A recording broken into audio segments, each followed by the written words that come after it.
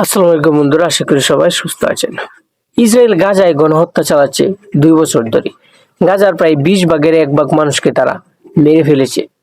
অর্ধেকেরও বেশি মানুষ তাদের পঙ্গুত্ব বরণ করেছে। তাদের জীবনের মূল্য নেই বললেই চলে।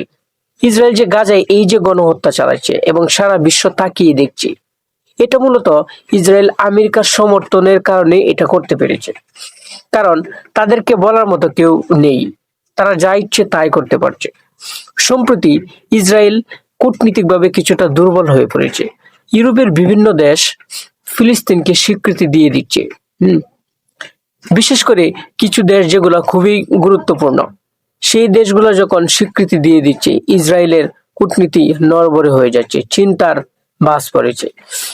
এই জন্যই আমেরিকা আরব দেশগুলোর সাথে মিলে প্যালেস্টাইনে একটি কোয়ালিশন সরকার গঠন করতে চায়। সেই কোয়ালিশন সরকারে তারা রাখতে চায় টনি ব্লেয়ারকে। টনি ব্লেয়ার যুক্তরাজ্যের সাবেক একজন প্রধানমন্ত্রী। টনি ব্লেয়ার কিন্তু হামাসের বিরুদ্ধে একজন মানুষ, তারা গাজার বিরুদ্ধে একজন মানুষ।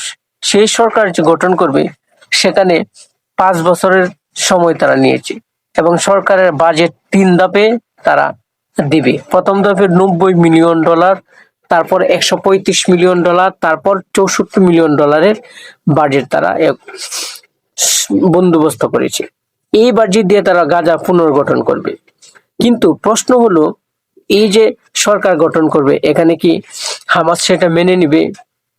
হামাস মেনে নিয়েছে একটি শর্তে। হামাস বলছে যে আমরা ফিলিস্তিন জাতির জন্য আমরা যুদ্ধ করি, আমরা রাজনীতির জন্য যুদ্ধ করি না, ক্ষমতার জন্য যুদ্ধ করি না। আমরা অবশ্যই এই সিদ্ধান্তকে স্বাগত জানাই, তবে আমরা আমাদের অস্ত্র ত্যাগ করব না। আমরা এই সরকারে থাকবো না, তবে আমরা অস্ত্র ত্যাগ করবো না। কারণ আমরা লড়ি জাতির জন্য, দেশের জন্য, আমরা ক্ষমতার জন্য লড়ি না। আর এই যে গাজায় যে এই সরকার গঠন করে, এটা মূলত আরবরা করেছে। এটা মূলত গাজাকে আরেকটি বিপদে ফেলার জন্য। কারণ গাজার ক্ষমতা কেন টনি ব্লেয়ারের কাছে যাবে? গাজায় কি মানুষ নেই? আরব বিশ্বে কি মানুষ নেই? কিন্তু কেন তার হাতে দেওয়া হচ্ছে, সেটার কিন্তু একটি দুরভিসন্ধিমূলক একটি কারণ রয়েছে।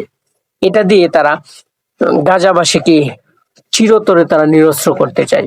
গাজাকে তারা তাদের নিজের পকেটে ভরে ফেলতে চায়, যেন তারা নিজের ইচ্ছা মতো চালাতে পারে। এই যে আলোচনা চলছে, এর মাঝেও কিন্তু ইসরায়েল গাজায় গণহত্যা চালাচ্ছে। প্রায় 91 জন মানুষকে একদিনে তারা মেরে ফেলেছে। তাদের মেন উদ্দেশ্যটা কি, এটা দেখলেই কিন্তু বোঝা যাবে। আসল উদ্দেশ্য তারা গাজাকে গিলে ফেলবে।